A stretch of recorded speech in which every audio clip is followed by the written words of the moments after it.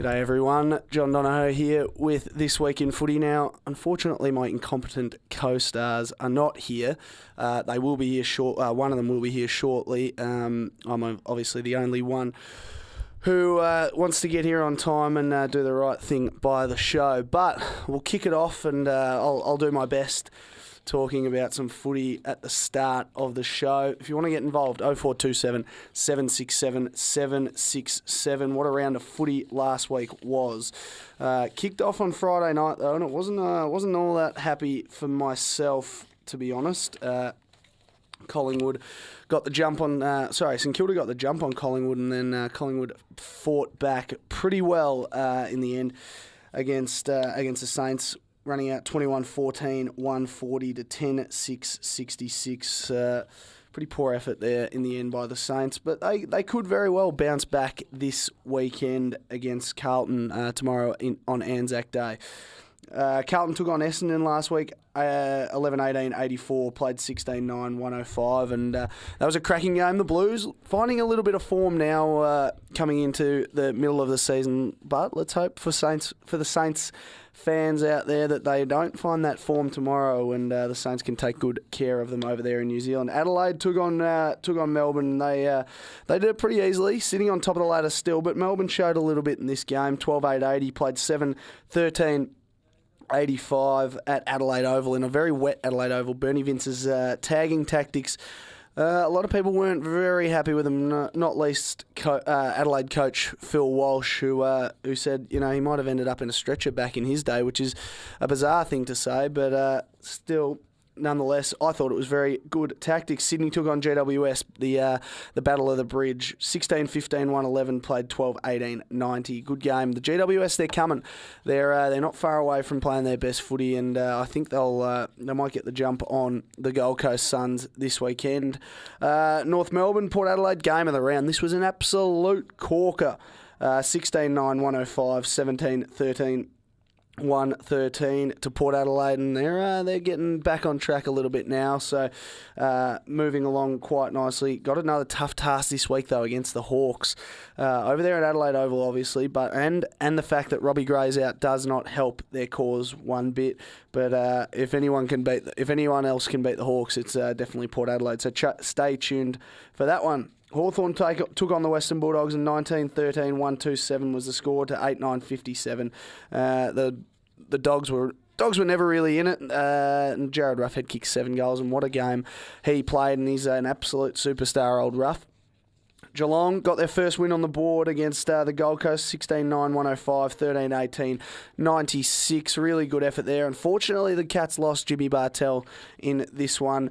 And the final game of the round was West Coast took on Fremantle, 12-9-81, played 17-9, 111. Fremantle coming along very, very nicely at the moment. And look, the ladder's shaping up quite nicely with Adelaide on top of it at the moment. Another good round of footy coming up. Obviously, Anzac Day this weekend, and we've got a lot of 5 games on Saturday, in fact. And but Anzac Day round does kick off tonight between Richmond and Melbourne. And we'll wait till Pete gets into the studio. He shouldn't be too far away to talk about that one. But until then, I'm just going to go to a quick break, quick song, and we'll be back after this. Welcome back to This Week in Footy. John Donohoe here, and finally we've got we've got Pete here as well in the studio. Pete, you're a bit frazzled today, and I had to get the show started. So welcome to the studio. Thanks for joining us finally. But you've got to definitely plan your day better, I reckon. I'm surprised you even know how to use the buttons. Well, someone did have to show me. You yeah, did. That's fair. I'm surprised the panel's in one piece. The computers seem to work. Now, yeah. I don't know how you did it. I had to be it. shown, but can you just enlighten us as to why you're a bit late? I got nothing.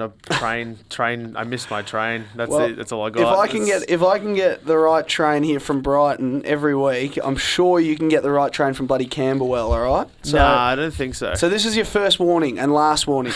Now I must tell listeners out there that Cal Morton was due to join us today, but. Unfortunately, he has footy training tonight as there is a Sunday game this week, so he does send his apologies once again. Pete, what did you think of last week's games? I went through them before the break, but what do you reckon?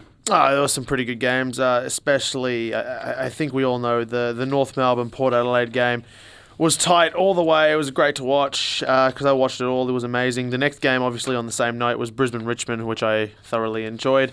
But there were a lot of good games on the round. Fremantle blitzed West Coast, which was something I wasn't expecting, and the Gold Coast and Geelong took it off. And let's be honest, it could have went either way, and it went Geelong's way, and tough for Gold Coast for the year. Absolutely, and another good round coming up as well. And you might be off to the footy after this. One would think. I am off to the footy after this. One thing, just for listeners out there, 0427 767 767 if you want to get involved. Now, Richmond coach on Richmond, Pete. Richmond coach Damien Hardwick is in favour of having a mid-season trade period. What are your thoughts? Would you think that a mid-season trade period would be a good idea? I reckon it's got its benefits. It's got its benefits, but at the same time, I see its negatives. Yep.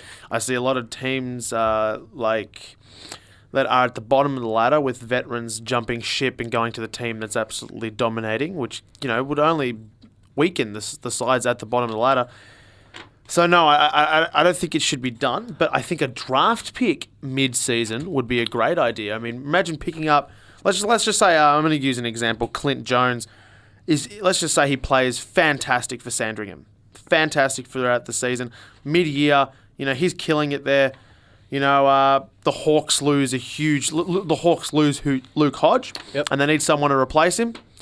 They give Clint Jones a shot, and see where it takes him. It might work. It might not work. It probably won't work. I mean, Clint Jones, Luke Hodge, the difference is quite huge. But it was just an example of it could provide a team with that extra bonus because you don't know what injuries can come. What about a bloke like Tom Mitchell, though, who is still dominating in the NEAFL and can't crack a game in Sydney's team?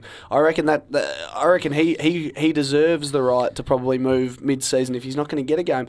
And how you could probably do it is a bit like free agency. If you're 6 or more years in the competition, you can't shift in the middle of the year. You can shift at the end if you want, but I think you can't shift in the middle of the year.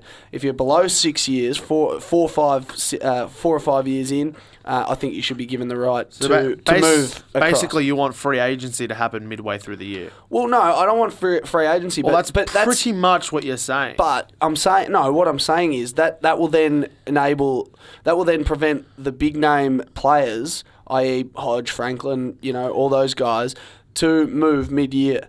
Whereas you can get Tom Mitchell, who's been in the system 3 or 4 years now, still has an opportunity to go over to a Carlton, a Collingwood, wherever, and play some of his best footy. I think for a bloke like him, it'd be very beneficial. It would have its benefits, but at the same time, I don't understand why he can't just leave at the end of the season. Well, that's true, but he did have that opportunity at the end of last season. At the end of last season, he chose not to. He would have thought he was going to get more opportunity. Didn't happen, and now that sort of stuff does happen. He's sitting there at the moment saying, "What more do I have to do in the seconds?"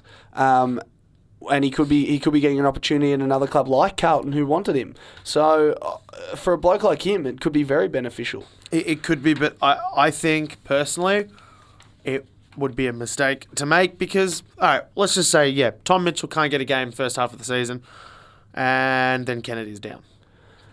2 weeks later, Kennedy's down.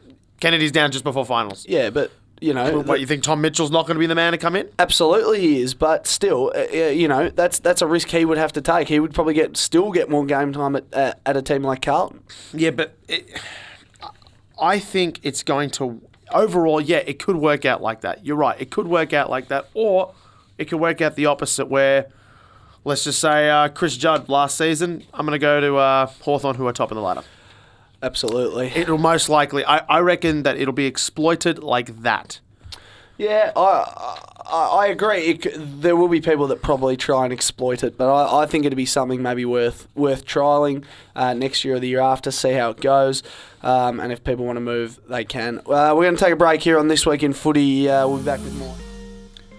Welcome back to This Week in Footy. John Donohoe and Peter Saros. We got off to a bumpy start on the show, obviously, with Pete being very late. So, as I said before, first and last warning, Peter, you'll be off the show forever. Actually, well, who's going to hold your hand? Hang on. If I'm off the show, who's going to hold your hand to? It's a terrible idea. That actually can't happen because you can't do this. Well, yeah, that's true. Yeah, you're just unable. Yeah, well, you're not wrong. So. Maybe we'll have to keep you. But, Pete, one thing I'm worried about is I just counted in the break there 31 soft tissue injuries so far this season to players, whether that be hamstring, Achilles or calf muscle. What's going on with these clubs? Robbie Gray now today has pulled out, as is Mav Weller of the Saints.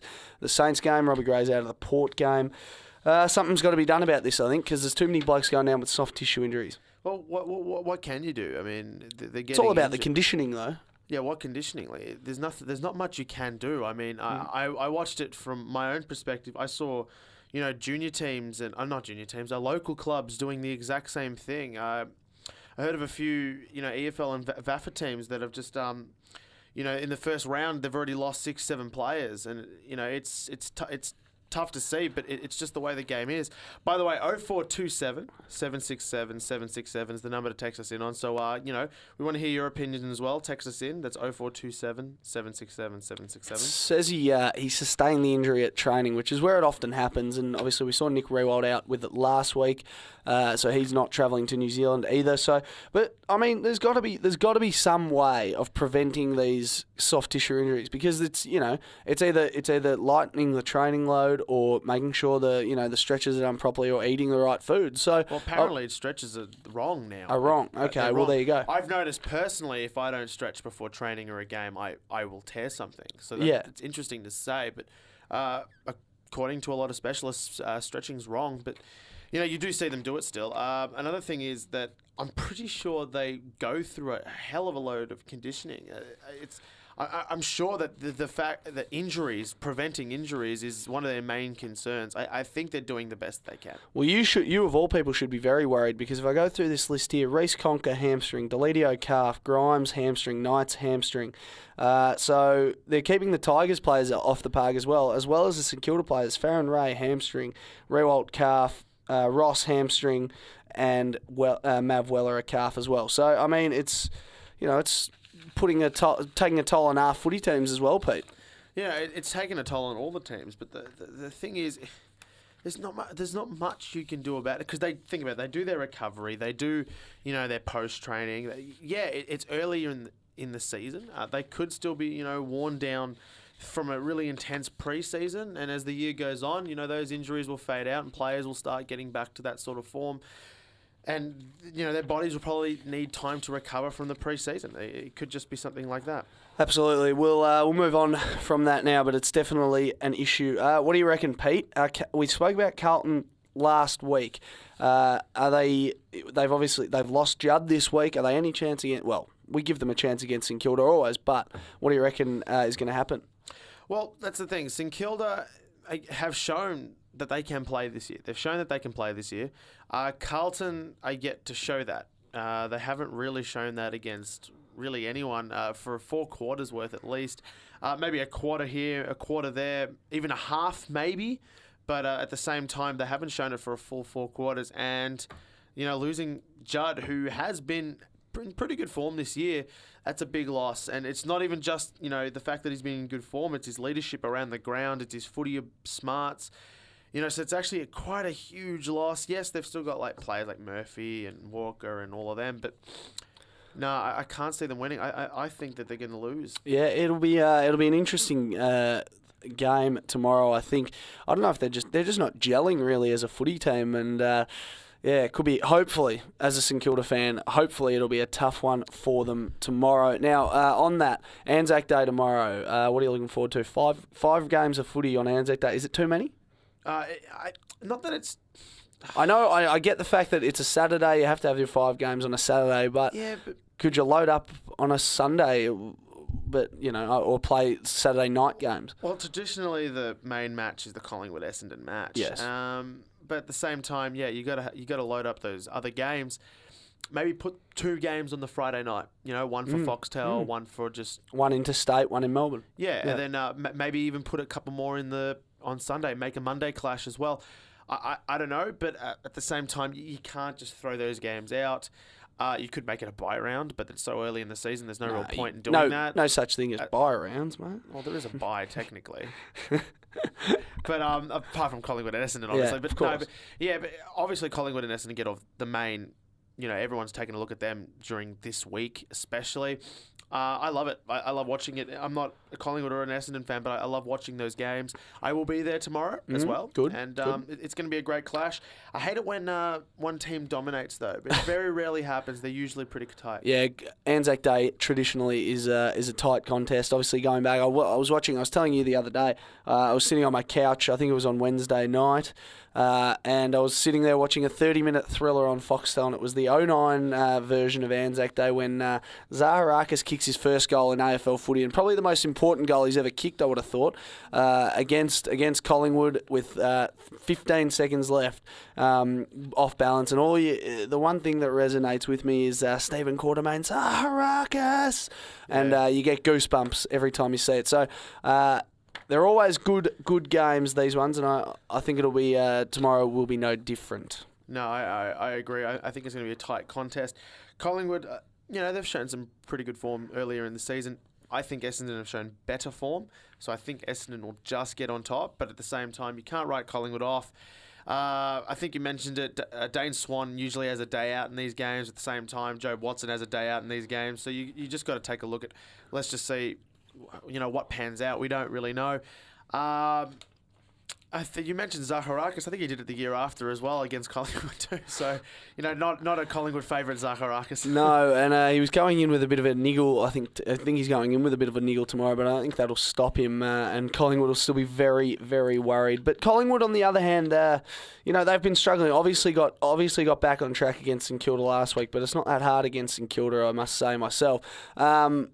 I don't know. That might have been the kick up the backside they needed, or they could come out and just play poor footy again this week. They could come out and play poor football. If Essendon go out there with the same intensity that they've shown in the last couple of weeks, they should be 0-3. They should be 3-0. They should have beaten Sydney in round 1. I don't know what happened there. They stopped, but at the same time, they did lose. You were right, but they were the second best side last year. The Swans, and then they come out and beat the best side the next week, and they had a pretty good game against Carlton as well. I think, personally, that they have shown more than Collingwood has. They have definitely shown more than Collingwood has, and I think they're going to win. Not comfortably, but win. Who, the Bombers? Yes. Sorry, yep. So, ins, we'll go through the ins for both sides. Courtney Dempsey and Will Hams come in for the Bombers, and Adam Cooney, a big loss for them as well, with Jason Ashby out at the same time. For the Magpies, Taylor Adams and Paddy Carnesis goes out, so Adams comes in. We'll take a quick break and we'll come back with more. We'll review some more of the round of footy after this. Welcome back to This Week in Footy. John Donohoe and Peter Saros here. Pete's in a very bad mood today. He's very grouchy and doesn't like anything. He chose that song and then said halfway through, I hate this song. So, Pete, can you make your mind up? I really don't like that song. Yeah, you are. You're in a very grouchy mood today. 0427 767 767. Please text us in. Tell Pete to shut the hell up and grow up as well. Pete, we're going through this week's games in depth this week. So we're going to kick it off again. We spoke about Collingwood Essendon there, the traditional Anzac Day game. We're going to start now with Richmond and Melbourne. What do you reckon? Tigers tonight, are they a chance? Oh, they are a chance and a half. But at the same time, so are Melbourne. Both the Tigers and Melbourne have showed impressive form this year. I think Richmond's form, just going off last week alone, was miles ahead of what Melbourne can do. But at the same time, they played very well against Gold Coast. I'm telling you, it was probably the best game that I've seen them play in a very, very long time. In round 1? And if they go out there like that again, they're going to really put Richmond under the pump. And I hate to say it, but if they do that, Richmond are going to be they should be a little worried. They're going to be worried. But obviously the Tigers have played some pretty good football. Obviously, against Carlton, they played a good half. Didn't play a 4-quarter game. Against the Dogs, it was a little disappointing. last year. Last week. Sorry, if they go out there like last week, they should smash them. Absolutely. Matt Arnott comes in, as does McDonough, and Nathan Drummond plays his first game. Newman out. That's a big loss, and poor Chris Knights has had a horrid run of injury. He's out with a hamstring injury and another soft tissue as well. Troy Chaplin goes out of the side. But good luck to young Nathan Drummond. What have you heard about him? He's been... I put you on the spot there, haven't I? You put me on the spot there, but no, I have taken a look at him. But the point is, he's not going to fill that Troy Chaplin, Dylan Grimes. He's not going to be able to fill that spot straight away. Yep. I reckon that he'll play. He'll hopefully show some impressive signs, but again, he's not going to be able to do that. I mean, Troy Chaplin and Dylan Grimes have been our backline basically for the past 2-3 seasons. They've been our backline. Asterby at the moment is playing, Asprey, whatever. Anyway. You're a Richmond supporter and you can't even pronounce half of their names. I've been saying Asterby for of my entire life. Asterby. Yeah, I've been saying Asterby. You are some idiot. Anyway, Asprey. Whatever. Anyway, him. You're an idiot. He's a good footballer. Okay. He's a very good footballer, and we know that at his best he can play. He kicked 3 goals in his debut. He's able to rack up possessions. He's able to stop his opponent. He's a good player. He's not capable of dodging stingrays though. No, he got a stingray. I don't think there's going to be any stingrays on the field tonight. He's not playing, is he? He was playing last week. Oh, and was he? Didn't Okay, mention sorry. him out, Yep, so sorry. I'm assuming he's playing. Sorry. He came in for Grimes last week, Yep, and he performed rather well. But at the same time, him and Rance are going to have to take control of that back line. Rance is probably one of the best fullbacks, going in the AFL at the moment. Yep. And they're going to have to take command, and they're going to have to do well, because Drummond is not going to be able to, be a game winner in his first game. That's it. Chris Knights missing out. Very unlucky. Very unlucky. His return for a year after a year dislocated and a half his knee, didn't he, last year? No, year before. Kneecap? Year before. And that's how long he's been out for. Jeez. After spending 2 years out from a knee injury at Adelaide, comes to Richmond, dislocated his knee again, spends a year and a half out, does his hamstring. Hamstring, yeah. Very unlucky. Played all right last week, though, before he got injured, but very unlucky. We do wish him all the best. And poor Troy Chaplin as well is out with a calf. As we said, Viv Mitchie comes in for the Ds and Sam Frost goes out with a foot injury. I think this is going to be an absolute cracker tonight, to be honest. I think the whole round is going to be a cracker, and it's going to be played in the Anzac spirit as well. I can't see Melbourne winning this, though. As good as they were last week, I think the Tigers will be too good. But having said that, no Deledio does put a little bit of favour back in Melbourne's court, but I'm still thinking that the Tigers are going to be too good. Well, I'm going to give you a list of players that Richmond are missing. There's no Deledio. There's no Foley. Yep. There's no Conker. There's no Vickery. There's no Newman. There's no Chaplin. There's no Grimes. Knights or Newman. Knights as well. There are 7 to 8 players there that are, in my opinion, and the opinion of many people, including probably the Richmond coaching staff, are in their best 22, and 8 of them are missing. It's going to be a very, very tight clash. Absolutely. And yeah, as you said, Ty Vickery is out as well. So, and who's the last one on that list as well? There's one more big name, I'm pretty sure, on that list. Oh, Kane Lambert's out as well. Well, I wouldn't call him a big name. Sorry, not a big name. He's not a big name, but an up-and-comer yeah. that is out. Ricky Pettard, he's got a foot injury. He's been serviceable for you. He's been serviceable, and he's probably got the potential to be in our best 22, yes. And he's been in our best 22 over the past couple of seasons. But at the same time, I reckon it's between him and Knights. Absolutely. Now we mentioned a little bit about Carlton and St Kilda before, but just briefly, we'll touch on this game again. Tommy Curran comes in for the Saints, and Mav Weller goes out. And for the Blues, Tutt, Buckley, and Boakhurst, Blaine Boakhurst, they call him Tweet, and I'll explain that in a sec. Judd out, Yaron and Byrne as well. So Blaine Boakhurst, he is famous for absolutely destroying his coach on Twitter when he wasn't obviously playing for Carlton, but said that he should have been sacked. So it was a bit awkward when he walked into the footy club for the first time, I would have thought.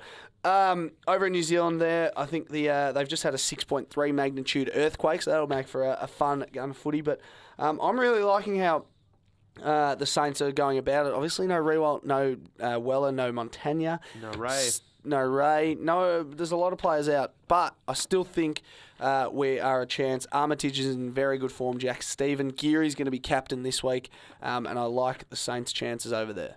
Look, I like the Saints' chances. I like Carlton's chances, unfortunately, as well. The Blues, they haven't performed yet. But if this week's the week, St Kilda are going to be, in a bit of strife. Montagna, Revolt, Ray, these three are, big very, players. very experienced and very big players to be missing. Good news for the Saints, though, is that Gilbert's back from injury. He'll play VFL this weekend, which is great news. Also, Blake Acres has travelled. He could play. He's a great young up-and-coming player, and Tom Hickey's still available. He's an emergency as well. So I think we're both tipping St Kilda. We'll just move on.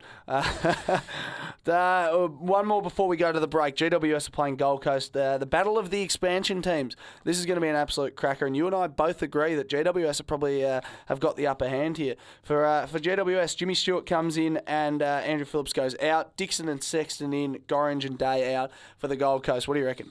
Well, just going to put it out there, GWS are ahead of Gold Coast. Correct. Everyone was tipping Gold Coast at the start of the year to, push for that final spot and actually make that finals berth. And they're zero, there's 0 wins. They have 0 wins after 3 games, and they've had winnable games, especially, the Geelong game could have went either way, and the Melbourne game, people tipped them as heavy favourites, and they didn't deliver. I think, with GWS above them on the ladder, they have a win. They've performed this year. They've actually shown that they can perform. I think they'll just get the win, but at the same time, Gold Coast are going to be hurting after last week, and they're going to be hurting after their start to the season.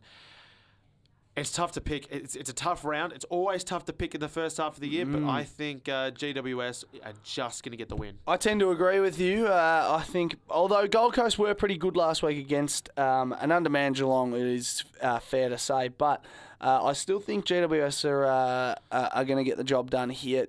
Jeremy Cameron hasn't fired this year yet, and I think this could very well be the game that he does so. Sam Day's out, who usually plays down back, and might have gotten the job on him as well. But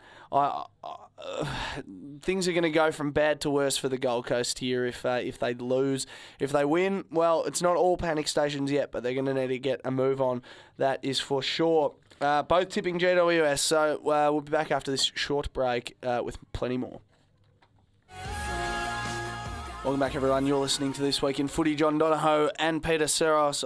As I said before, Cal Morton missing in action today, very much like his football career. It'd be fair to say we can make those jokes when he's not here, and if he was here, I probably still would have made it. So, Pete, we're talking... having a few technical difficulties in here, my ear, but we're talking this week's games, and obviously Anzac round. So we'll move on now to Port Adelaide v Hawthorn. Matthew Lobe, huge in for Port. Kane Corns in as well. Ollie Wines and obviously Robbie Gray, as I said before, in for both for the Power, and Jed Anderson makes way for Bradley Hill for the Hawks. 0427 767 767. Tell us what your thoughts are on this round of footy. What do you reckon, Pete? Well, first of all, I think you said that a little too fast. 0427 767 767. I think you said that too slow. I think you said it too fast. Jesus. Anyway, I think Port Hawks, tough. It's a tough one to tip. We saw what happened last year. They'll need to win this, Port, if they want to get their season back on track. They'll need to win it, but at the same time, I can't see Hawthorn losing it. They have the best side in the comp still. List-wise, they have the best side in the comp.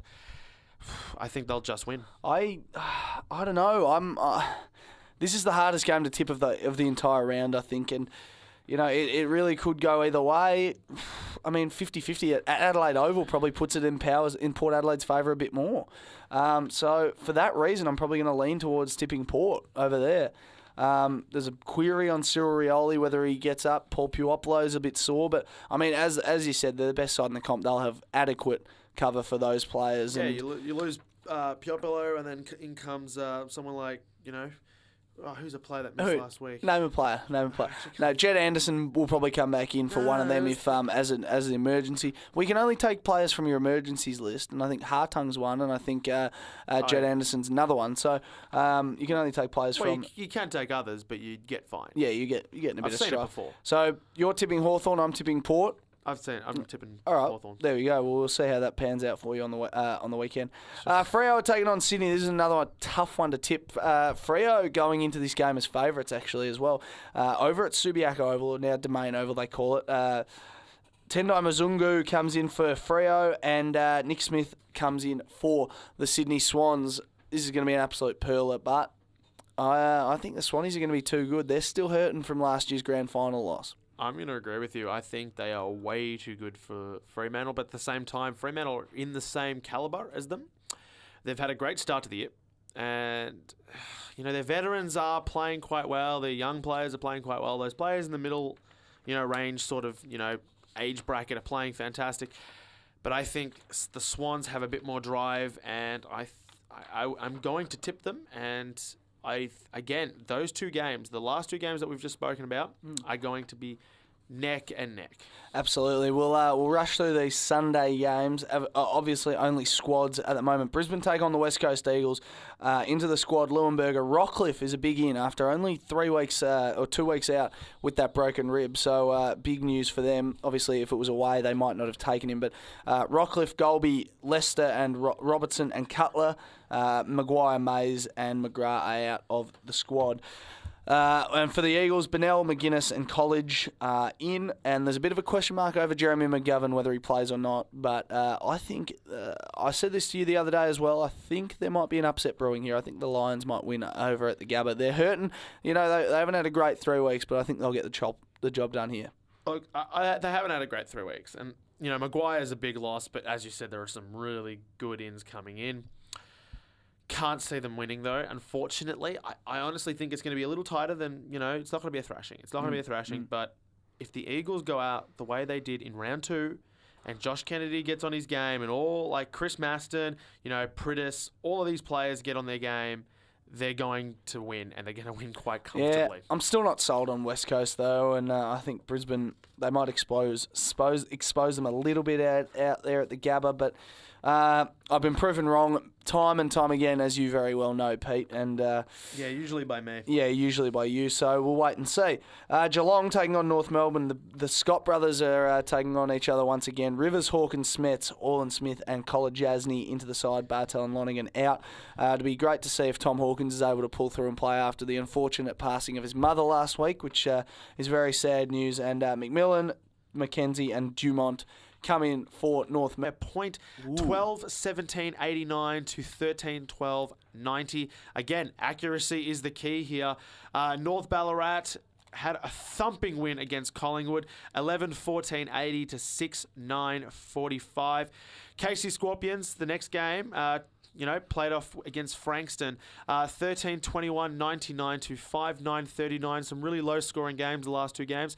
And Sandringham took on Essendon, and again, a 1-point game. Nice from the Zebs. For Sandringham, though. Yilba ZJ had a shot after the siren to win the game, and he kicked a point. A lot of those players played for Essendon only about a month ago. So Mitch Brown, Clint Jones. Yep, correct. It's good to watch. 12-11-83 to 12-10-82.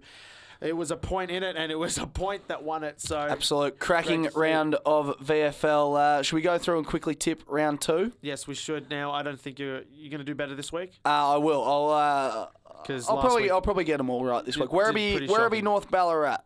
Well, looking at how Werribee and North Ballarat played, I think Werribee will win. Nah, I agree. Werribee. You're just going to agree with me, just in case. For me. Port Melbourne played their first game of the season. They take on Northern Blues, and you never write off a champion side. Port Melbourne for me. They have lost a lot of players in Shane Valenti and Daniel Connors this year. But then again, you got a team like Northern Blues who played quite well in round 1. Again, Northern Blues for me. I think they'll just win. Port Melbourne obviously having the bye round. That might be a bit rusty. I think Northern Blues for me. Frankston take on the Richmond Tigers. Can't see the Tigers losing 2 in a row. Tigers for me. What do you think? Yeah, Tigers for me. I don't think the Dolphins are going to have a great year, to be honest. Now, the next game, again, it's a big game. Anzac Day clash. Essendon take on Collingwood. Do you think it'll be different to the seniors? Essendon take on Collingwood. It could be an absolute cracker. Where's this one being played? This one is being played at Windy Hill. Windy Hill. I think the Bombers. You think the Bombers? I do think the I Bombers. tend to agree with you. Collingwood were pretty poor last week. I think they scored 45 points. That's a shocking effort. Essendon should win that quite comfortably. Footscray Bulldogs take on the Casey Scorpions, and I think it's going to be a doggy day. I don't think they're going to be as inaccurate this week. Dogs for me. Now, the Box Hill Hawks, apparently the team you tipped but didn't tip, last week take on Coburg. Coburg played very well, but the Box Hill Hawks also did quite well. I think, I'm going to tip the Hawks. I think they're a big deal this year, and they're going to really push for in that game. I'm going to stick by my boy Cal Morton and tip the mighty Coburg Lions there. Awesome. Now, Williamstown take on Sandringham, and I think Sandringham are going to get over the line for a second win of the season. Yeah, same. So there's the VFL wrap. We're going to take one quick break, and we're going to come back with players of the week and then wrap it up. Welcome back to This Week in Footy. We're about to wrap up. John Donohoe, Peter Seros here as well. It's been a poor show, I reckon, today, Pete. So we'll get back on track next week. Of course, if you're there, if you're the one that started the show. Well, if you're here on time, fiddling the knobs, I'm the talent. I don't know how to do this stuff in front of you.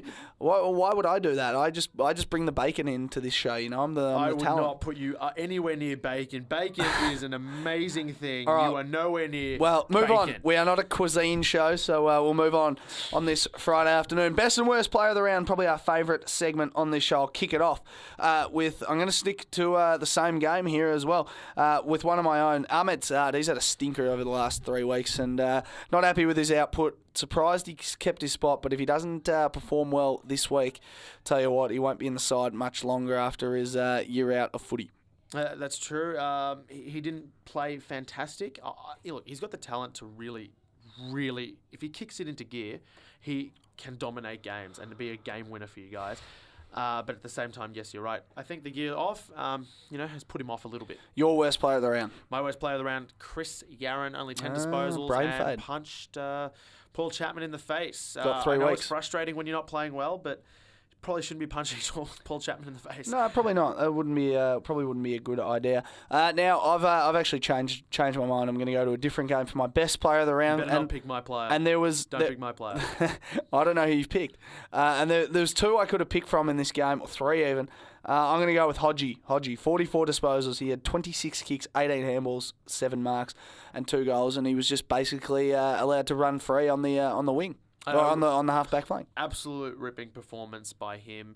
Now moving on to my best player of the week. I'm sorry, but I'm going to have to pick a Richmond player. Finally performed. I've been giving him a little bit of slack for the first 2 rounds. He played shocking in the first 2 rounds. He's our skipper. He should be... You're potting the skipper. I'm potting the skipper. But... round 3, he killed it. Absolutely killed it. 37 disposals and a goal. Credit to him. And definitely it was one of the reasons why Richmond had, such a blitz of a game. Absolutely. So there you go. Please do it again this week. Please, I'm begging you. Pete's a bit nervous about the Guys, about the 2 footy. hours to go. Come on, please. He's about to head into the MCG and have a couple of cold ones in there as well. Probably meet your lovely girlfriend in there, I would have thought as well, Pete. Shout out to Raz as well. That's all we got time for this week. Obviously a poor show. I apologise to our listeners out there. Blame it on Pete. It's never my fault. Until next week, I'm John Donohoe. He's Peter Seros. Good luck to your team this week and have a great Anzac Day weekend. See you then.